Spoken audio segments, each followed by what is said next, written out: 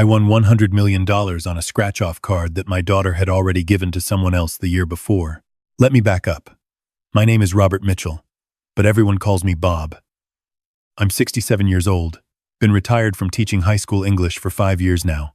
My wife Margaret passed 3 years ago from cancer, and since then, I'd been living alone in our small house in Portland, managing on my pension and Social Security. It wasn't much, but it was mine, paid off 30 years ago. My daughter Melissa is 42. She married Derek Paulson about 12 years back, and they have a daughter together. My granddaughter Sophie, who's 15 now. Melissa works as a realtor, one of those aggressive types always chasing the next big commission. Derek calls himself a financial advisor, works from home mostly, always on his phone making what he calls strategic investments. I never liked the guy. Something about the way he talked. Too smooth, too quick, with an answer for everything. The incident that changed everything happened on Christmas Eve. Melissa had invited me over for dinner. Not because she wanted to see me. I knew that much. It was because Derek's mother, Patricia, was in town from Phoenix, and Melissa needed to show off what a perfect family she had. I almost didn't go. The last few Christmases had been painful without Margaret, and I wasn't looking forward to being the odd man out while Derek's family got all the attention. But Sophie had called me separately. "Please come, Grandpa," she'd said, her voice quiet like she didn't want her parents to hear. "I made your favorite cookies, the ones with the walnuts, just like Grandma used to make." That got me. Sophie was the only good thing to come out of Melissa's marriage. Smart kid, sensitive, nothing like her parents. So I went. The moment I walked into their McMansion in the West Hills, I felt it. That familiar sting of being tolerated rather than welcomed. Patricia was already there, holding court in the living room, showing off photos of her cruise to Alaska on her phone. Derek was pouring her expensive wine, the kind with the fancy labels he always bragged about. "Bob!" Melissa air-kissed both my cheeks, the way she did with her clients. "Come in, come in. We're just about to start dinner." Sophie came running from the kitchen and hugged me properly. Dinner was catered. Melissa didn't cook. Prime rib, fancy sides, everything laid out like a magazine spread. I sat at the far end of the table, next to Sophie. Patricia sat at the other end, with Derek and Melissa flanking her like attendants. The conversation was all about Patricia, her new condo, her pickleball league, her investments that Derek was managing for her. I picked at my food and listened to Sophie tell me about her biology project. She wanted to be a marine biologist, study orcas. Margaret would have loved that. After dessert, Melissa stood up with a gleaming smile. "Okay, everyone. Time for presents. I know we usually wait until tomorrow, but Mother Patricia is leaving early in the morning. So let's do family gifts now." She disappeared and came back with 2 wrapped boxes. One was large, wrapped in gold paper with an elaborate bow. The other was small, hastily wrapped in what looked like leftover birthday paper from the drugstore. "Mother Patricia," Melissa said warmly, handing over the large box. "Derek and I wanted to give you something special this year. You do so much for us." Patricia opened it with theatrical flair. Inside was a leather folder. She opened it and gasped. "Oh my goodness. A spa weekend package? At Salishan? 3 nights. 4 days," Derek said proudly. "Premium ocean view suite. All meals included. Unlimited spa treatments. We know how hard you work. Managing your properties back in Phoenix." Patricia pressed her hand to her chest. "This must have cost $5,000. $5,200, Melissa corrected with a laugh. "But you're worth it." There was hugging, there were tears. I felt Sophie's hand slip into mine under the table. Then Melissa turned to me. "And Dad," she said, her voice noticeably cooler. "This is for you." She handed me the small package. I could feel everyone watching me. The paper was creased, like it had been used before. I opened it carefully. Inside was a scratch-off lottery card. One of those $10 ones from the gas station. Except this one had a crease down the middle and a faded corner, like it had been sitting in a drawer. I held it up. A lottery ticket. A scratch-off. Melissa corrected. I know you always said you don't need anything. Dad, you've got your house, your pension.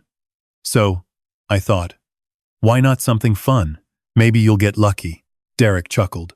Hey, you never know, Bob. Could be worth millions. Patricia looked confused. Is this a joke? No. No, Melissa said quickly. Dad's always been practical. He doesn't like stuff. This way, he has a little excitement. Right, Dad? I looked at the card more closely. There was a price sticker on the back, but it had been partially peeled off. What remained said, "Ift, from San." I realized what I was holding. This wasn't a new lottery card. This was one someone had given to them, probably last Christmas, and they'd re-gifted it to me. Sophie's hand tightened around mine. I looked up at my daughter. She was smiling, but her eyes were already moving past me. Back to Patricia, calculating her next move. Thank you, I said quietly. I slipped the card into my coat pocket. The rest of the evening was torture. I helped Sophie clean up in the kitchen, while the others talked in the living room. She was quiet, furious in the way only a 15-year-old can be.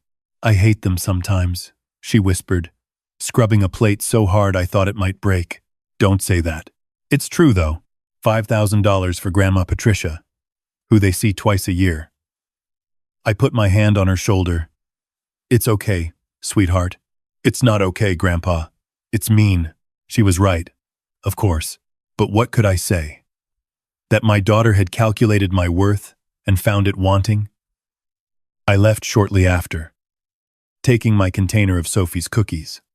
On the drive home, I felt that old familiar ache. Margaret would have been furious. She'd have said something, made Melissa ashamed, but Margaret was gone, and I was just a 67-year-old man who apparently wasn't worth more than a re-gifted scratch-off. I got home around 9. The house was dark and cold. I turned on the Christmas tree lights. Just a small 3-footer I'd put up, because Sophie had asked if I was going to decorate.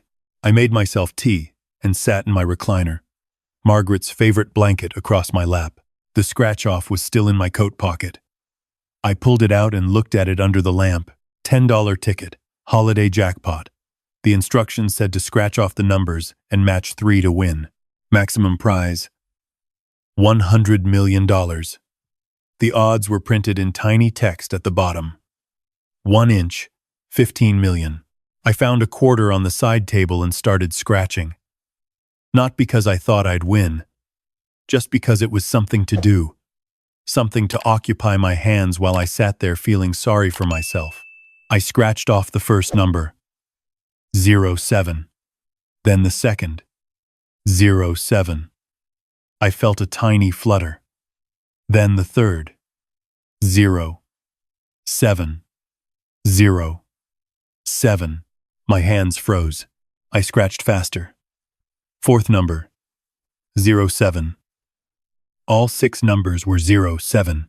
Below the numbers was a prize amount, still covered in silver coating. My hands were shaking now. I scratched it off in one motion. Mayran. I stared at it. Blinked. Looked again. The numbers didn't change. $100 million. I sat there for probably 20 minutes, just holding the card, my heart hammering. This couldn't be real. These things didn't happen. People like me didn't win the lottery. Certainly not on a re-gifted scratch-off from their ungrateful daughter. I got up, went to my computer, and looked up the lottery website. Found the validation tool. Entered the code from the back of the card. The screen went white, then red, then a message popped up. Major winner. Do not lose this ticket. Call 1-800-LOTTERY.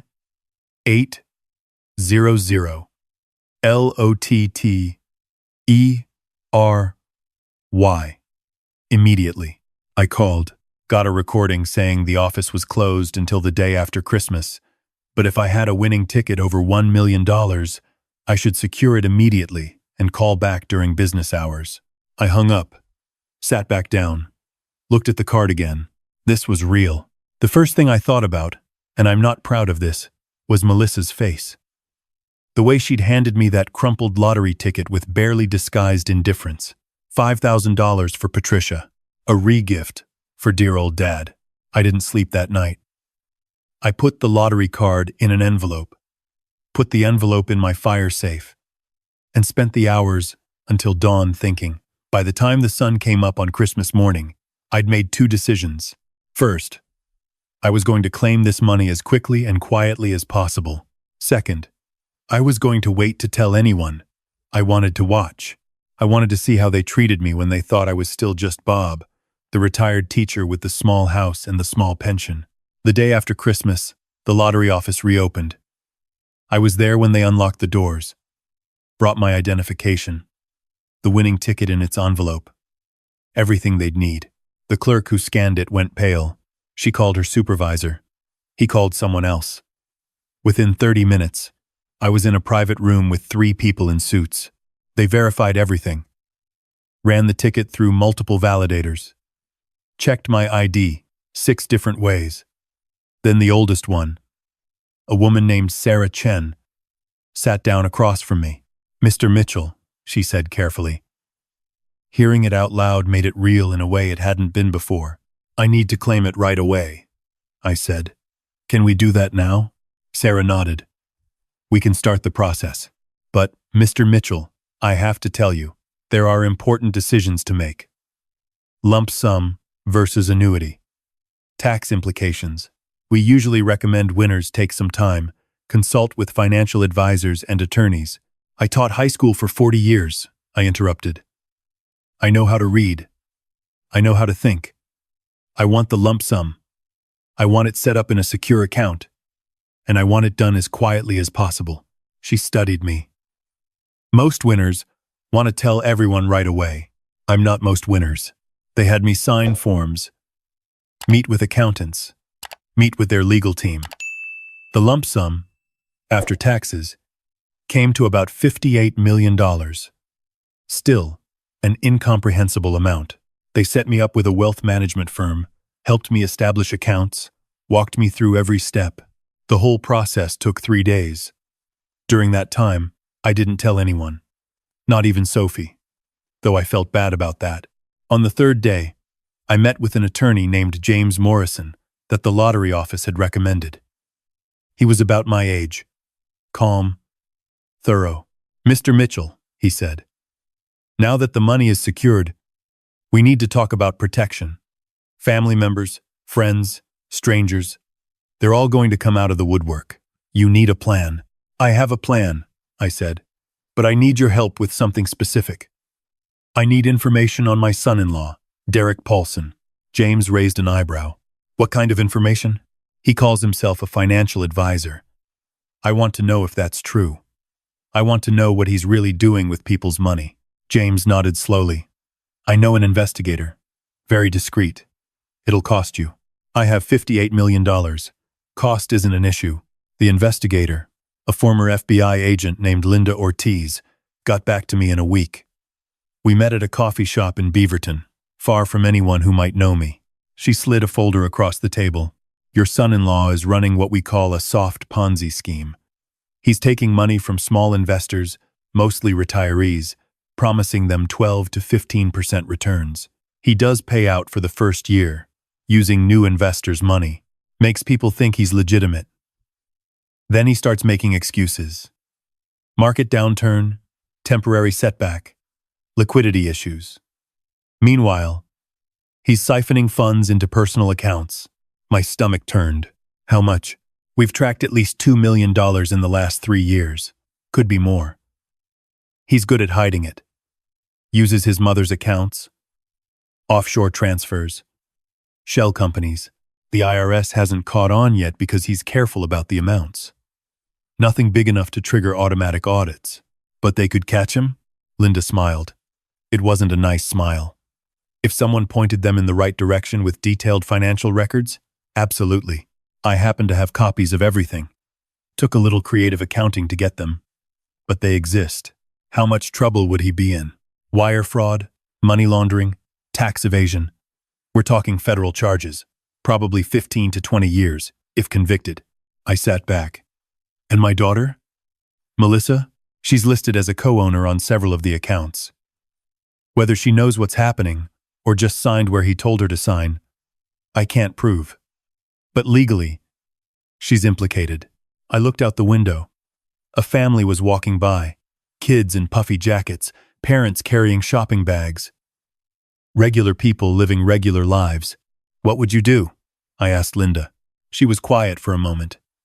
My father died broke because someone like Derek convinced him to invest his retirement savings. I never got to say goodbye properly because he was too ashamed. I'd burn Derek's world to the ground. But that's just me. I took the folder, paid her in cash, another $5,000 for her discretion. Went home and read every page. Derek had targeted elderly people, often widows and widowers. He'd befriend them, gain their trust, convince them he could make their fixed incomes grow. Then, he'd slowly drain them. Some had lost their entire life savings. One name jumped out at me. Patricia Paulson, Derek's own mother. She'd invested $400,000 with him 2 years ago. According to Linda's records, only $90,000 remained. I sat there with that folder until midnight, thinking about Margaret, about what she'd want me to do. Margaret had always believed in doing the right thing, even when it was hard, especially when it was hard. The next day, I got a call from Melissa. "Dad," she said, her voice bright and false. "How are you? We haven't heard from you since Christmas." It had been 3 weeks. She hadn't called once. "I'm fine," I said. Good. "Listen, Derek and I were talking, and we realized we might have been a little insensitive with your gift. The lottery ticket thing. Sophie said you seemed upset," Sophie had told them. My heart ached for her, stuck in that house with those people. "It's fine," I said. "No. Really, we feel terrible. So, we want to make it up to you. How about we take you to dinner? Saturday night. That new steakhouse downtown. Our treat. Like I couldn't afford a steak on my teacher's pension." "Why?" I asked. "Why what? Why now? Why do you suddenly care?" There was a pause. When she spoke again, her voice was cooler. "Dad, that's not fair. We always care. We're family." "Are we?" Another pause. "What's that supposed to mean?" "Nothing," I said. "Sure, Melissa. Dinner sounds fine. Great. Saturday at 7. And Dad, bring the lottery ticket if you still have it. Derek wants to check if it won anything. He knows someone at the lottery office." There it was. The real reason. "I'll bring it," I lied. I didn't go to dinner that Saturday. Instead, I called James Morrison and asked him to schedule a meeting with the IRS. I brought Linda's folder and spent 4 hours with 2 agents, walking them through everything. They were very interested.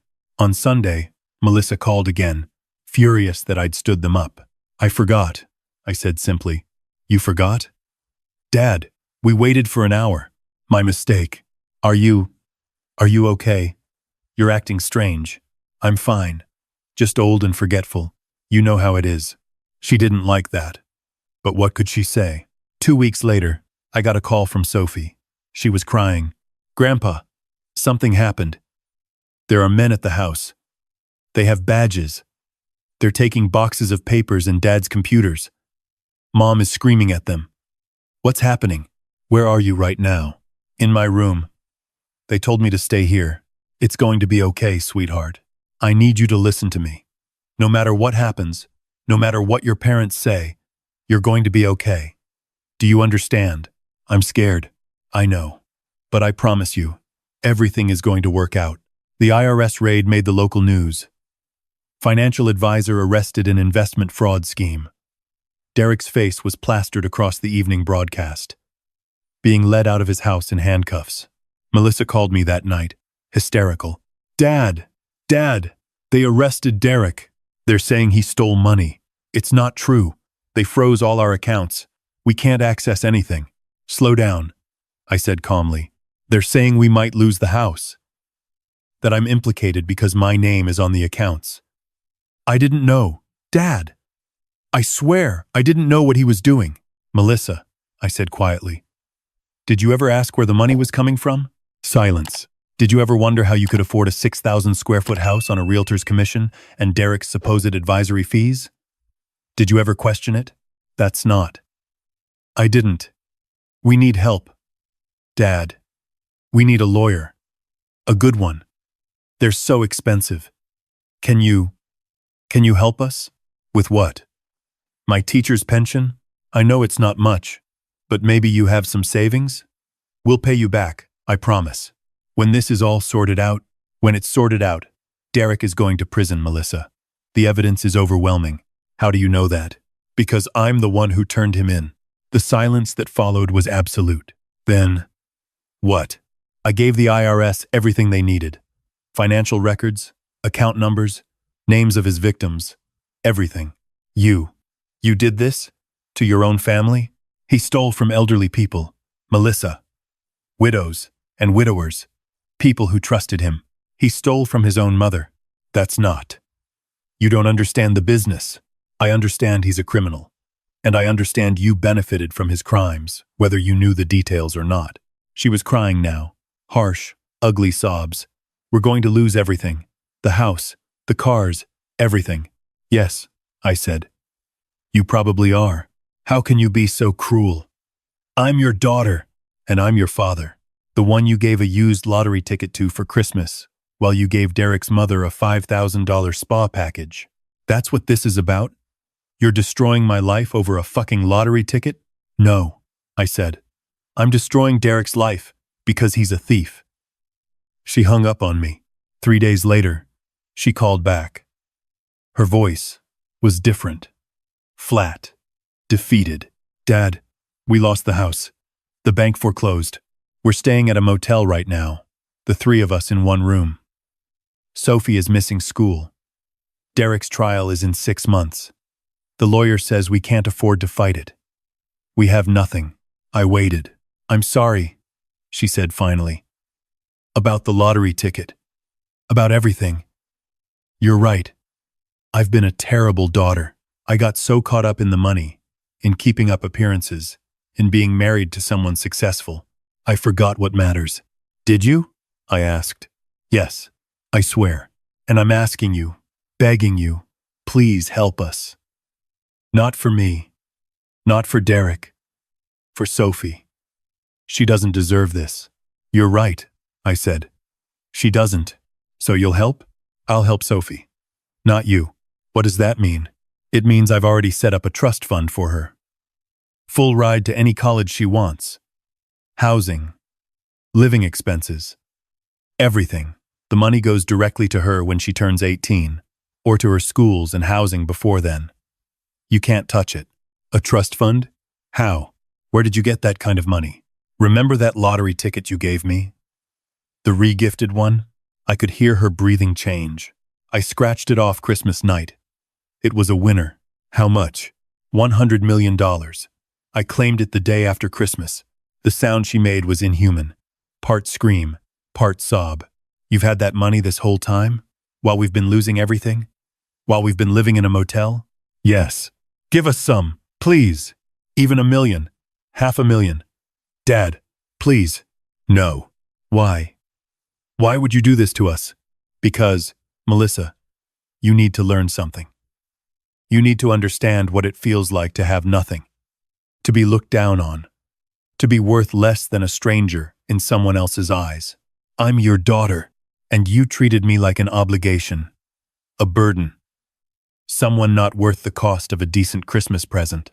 It was just a lottery ticket. No, I said. It was a message. That I didn't matter.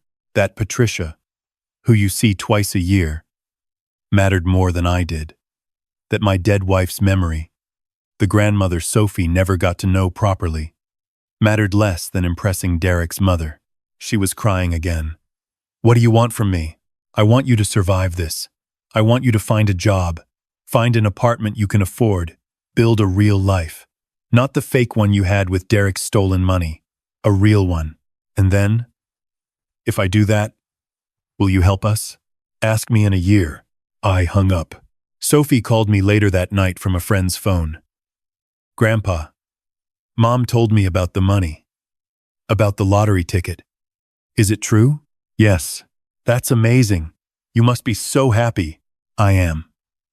And sweetheart, I meant what I told your mother. You're taken care of. College. Everything. You're going to be okay. What about Mom? What about her? She's my mom. Even if she's messed up. Even if she made bad choices. She's still my mom. I closed my eyes. 15 years old, and already wiser than her mother. I know, Sophie. And I'm not going to let her be homeless. But she needs to learn to stand on her own feet. Can you understand that? I think so. Grandpa? Yes? I'm proud of you. For winning the money.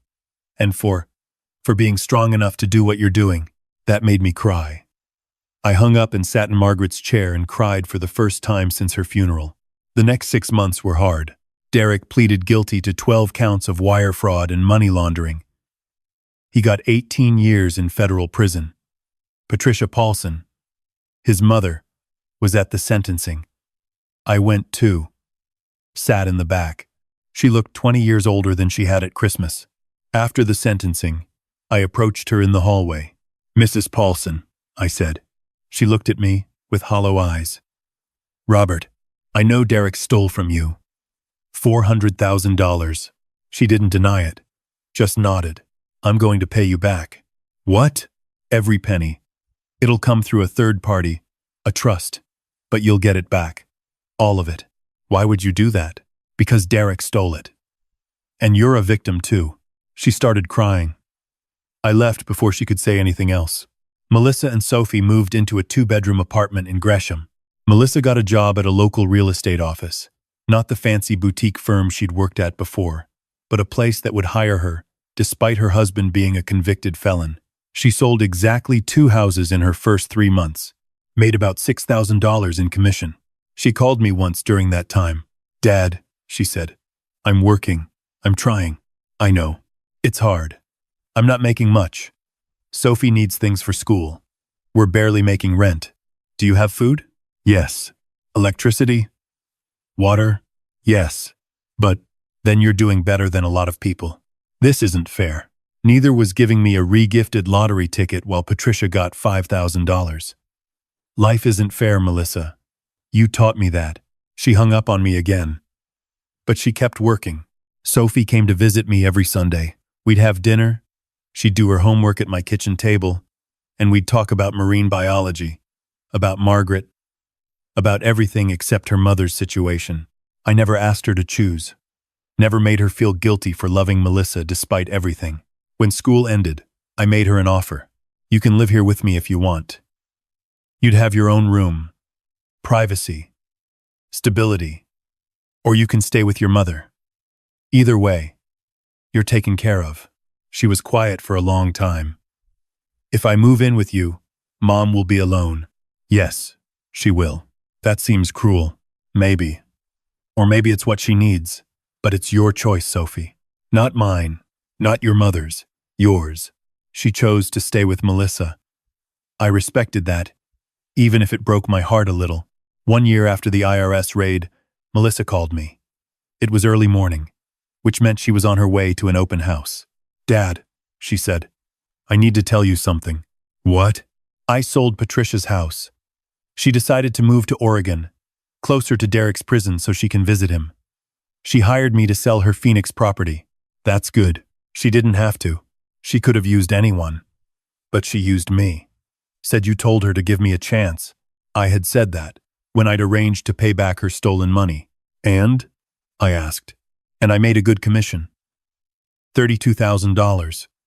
It's the most I've made since everything happened. I'm glad. Dad, I want you to come to dinner. Here, at the apartment. Nothing fancy. Just me and Sophie. And I want to talk. About what? About how wrong I was. About how sorry I am. About how I'm never going to be able to make up for how I treated you. But I want to try. I was quiet. Please, she said. I went to dinner that Saturday. The apartment was small, clean, modest. Melissa had cooked. It wasn't good, but it was real, made with her own hands. Sophie was beaming. After dinner, Melissa pulled out a small, wrapped box. The paper was cheap, but it was carefully folded, the corners crisp. "This is for you," she said. "It's not much. I can't afford much, but I wanted you to have it." I opened it. Inside was a framed photo. It was a picture I'd never seen before. Margaret and me at Sophie's first birthday party. Sophie between us. All three of us laughing. Sophie found it in some old boxes. Melissa said quietly. "I had it restored and framed. I thought you'd want it."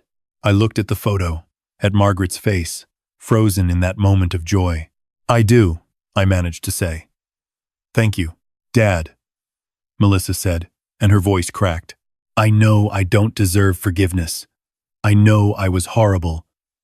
But if you could give me a chance to be better, to be the daughter Mom would have wanted me to be." I set the photo down carefully. "Your mother," I said, "would have wanted you to be happy. Real happy. Not fake happy. She would have wanted you to be kind. She would have wanted you to remember that people matter more than things." "I'm trying," Melissa whispered. "I'm really trying." I looked at her. Really looked at her. She'd aged in the past year. There were lines around her eyes that hadn't been there before. Her hands were rough from actual work. She wasn't the glossy, polished version of herself she'd been at Christmas a year ago. She was real, raw, humbled. "I can see that," I said. We sat in silence for a moment. Then Sophie got up and hugged her mother, and then hugged me, pulling us both into a circle. "I love you both," she said fiercely. "Even when you're being stubborn." That made us laugh. The tension broke. I stayed for coffee. We talked about small things. Melissa's job, Sophie's grades, my garden, normal things, family things. When I left that night, Melissa walked me to my car. "Dad," she said, "I don't expect anything from you.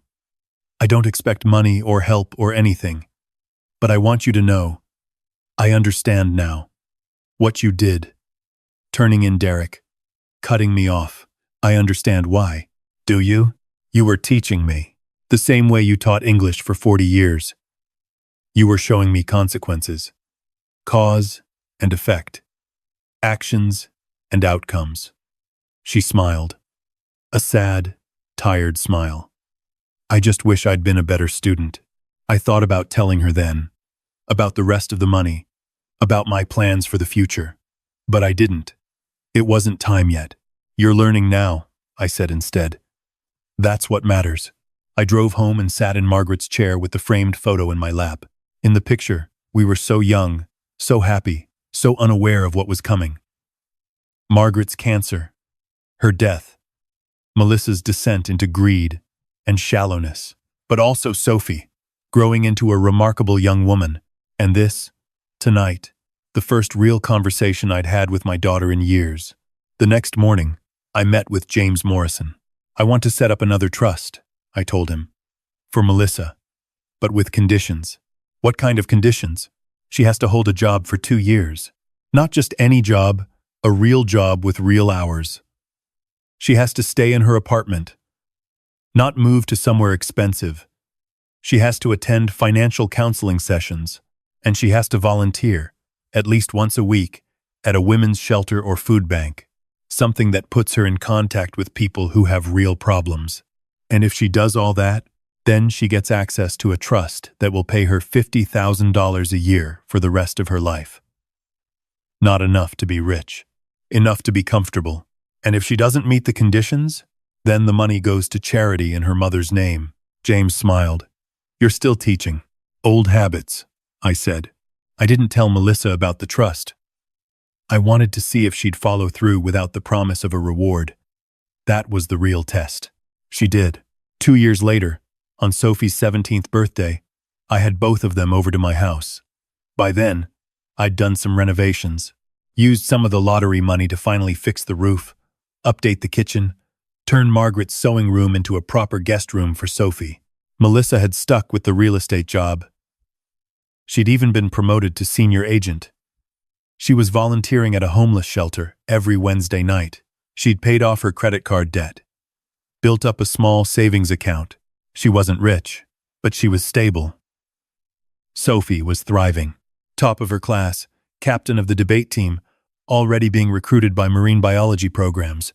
After dinner, I brought out 2 envelopes. For you, I said to Sophie. Your college fund information. Full ride to wherever you get in, plus living expenses. She hugged me so hard I thought my ribs might crack. And for you, I said to Melissa. She opened the envelope slowly. Read the trust documents. Looked up at me with wide eyes. Dad, this is $50,000 a year for life if you meet the conditions, which you've been meeting for 2 years without knowing about it. Why? Because you've changed. Really changed. And because Margaret would have wanted me to help you once you were ready to be helped. She was crying. I don't deserve this. Maybe not. But Margaret would have given it to you anyway. So I am too. Sophie was crying too now, laughing and crying at the same time. Wait, Melissa said, wiping her eyes. If you're giving me this, and you gave Sophie her college fund, and you paid back Patricia, and you've been living here in this house like you always have, how much did you actually win? I smiled. Enough. Dad. 100 million. Minus taxes. Minus what I've given away. Minus living expenses. 40 million, she repeated faintly. I'm thinking of starting a scholarship fund for students who want to be teachers. Margaret would have liked that. She would have loved it, Melissa whispered. We sat there in my kitchen, the 3 of us, in the house where Melissa had grown up, where Margaret and I had spent 40 years building a life. I'm sorry, Melissa said again. I know, I said. And I forgive you. She started crying harder. But, I continued, you need to forgive yourself too. That's the harder part. She nodded, unable to speak. Sophie got up and put her arms around both of us. Group hug, she announced. Mandatory. We laughed and cried and held each other in that warm kitchen, with the smell of birthday cake in the air and Margaret's memory all around us. Later, after they'd gone home, I sat in my recliner with Margaret's blanket and thought about that Christmas Eve 2 years ago. The regifted lottery ticket. The $100 million. The long, hard road that had led to tonight. I thought about what Margaret would say if she could see us now. She'd probably laugh and tell me I'd been too stubborn, too harsh. But she'd also understand. She always understood. I pulled out the original scratch-off card, which I'd kept in my safe all this time. Looked at those 6 matching 7s, the $100 million prize that had changed everything. Best gift I ever received. Not because of the money, though that didn't hurt, but because it taught my daughter the hardest lesson I ever had to teach. That people are worth more than things. That love can't be bought. And that sometimes the smallest, most thoughtless gift can change the course of your entire life. She'd never forget that lottery ticket. And I'd never forget the moment my daughter became a real person again.